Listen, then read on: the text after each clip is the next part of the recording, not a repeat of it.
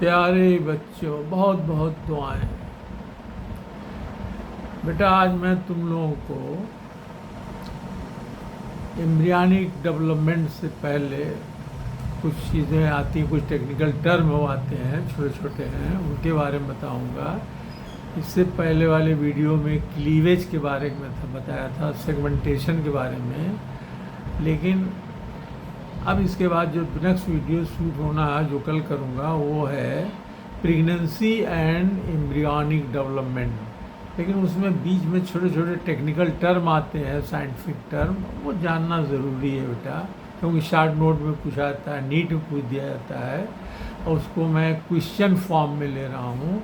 Explain the following term. पहला है trophoblast, TROPHOBLAST, trophoblast. दूसरा है chorionic, CORIONIC, chorionic villi, VILLI। Villi means finger like process, उंगलियों की तरह निकलना। और तीसरा है प्लेसेंटा। प्लेसेंटा के बारे में जानते हैं, और नार के बारे में खूब जानते हैं हम लोग। बच्चों को पैदाइश होती है, नाभि से जुड़ा होता है। और लास्ट है अम्बिलिकल कॉर्ड। तो थोड़ा थोड़ा इनके बारे में बताऊंगा। पहला बेटा ट्रोफोब्लास्ट। ब्लास्ट मीन्स होता है लेयर। अब वो सवाल उठता है, व्हाट इज ट्रोफोब्लास्ट? ट्रोफोब्लास्ट है क्या? Trophoblast really it is an outer layer of blastula और ब्लास्टोसिस्ट। ये ब्लास्टोसिस्ट के आउटर मेम्ब्रेन होती है, क्योंकि ब्लास्ट माने मेम्ब्रेन होती है, which is form by the arrangement of blastomere, जो ब्लास्टोमियर के विन्यास से बनती हैं। तो ट्रोफोब्लास्ट हो गया। Next chorionic villi, CHORIONIC, VILLI। बेटा, आफ्टर इम्प्लांटेशन, इम्प्लांटेशन बताया होगा, इससे पहले वाले वीडियो में था। फिंगर लाइक प्रोजेक्शन, उंगलियों के बाहर निकले projection, appears on the trophoblast. Trophoblast जो झिल्ली अभी बताया, उसके बाहर उंगलियों के बराबर, विलाई के बराबर, आंतों में देखा होगा विलाई पाई जाती है उंगलियों की तरह। तो ये एपियर्स कर जाती है on the trophoblast, call chorionic villi. इसका काम क्या होता है? Which are surrounded by uterine tissue and maternal blood. ये घिरी कहाँ रहती है? इनके द्वारा घिरी रहती है यूटेराइन गर्भाशय से कहते हैं, यूटेरस कि टिश्यू द्वारा, और मैटरनल ब्लड द्वारा। थर्ड है बेटा प्लेसेंटा। प्लेसेंटा को हम लोग घरेलू जुबान में नार से कहते हैं। और ये जान जो, अगर equation by placenta is equal to chorionic villi plus uterine tissue. Chorionic villi अभी जस्ट हमने बताया है, उसमें यूटेराइन टिश्यू को ऐड कर दो तो ये हो जाएगा प्लेसेंटा।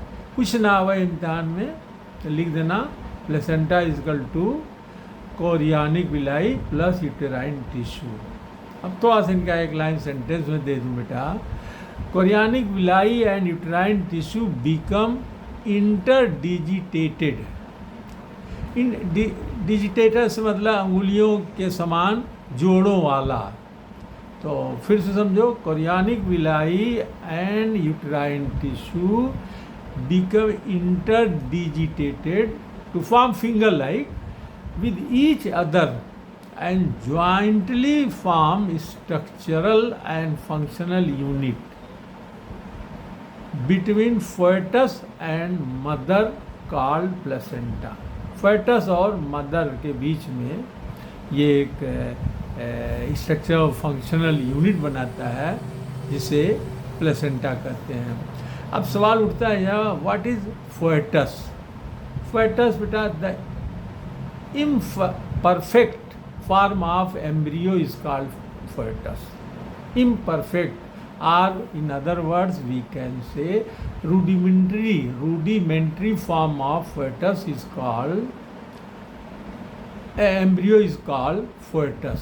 fetus क्या है? imperfect form of embryo का imperfect, not perfect, imperfect form। function क्या होता है इसका? वही न्यूट्रिशन, इस प्रोवाइड न्यूट्रिशन, तो समझ जाओ it facilitate the supply of O2 and nutrients to developing embryo.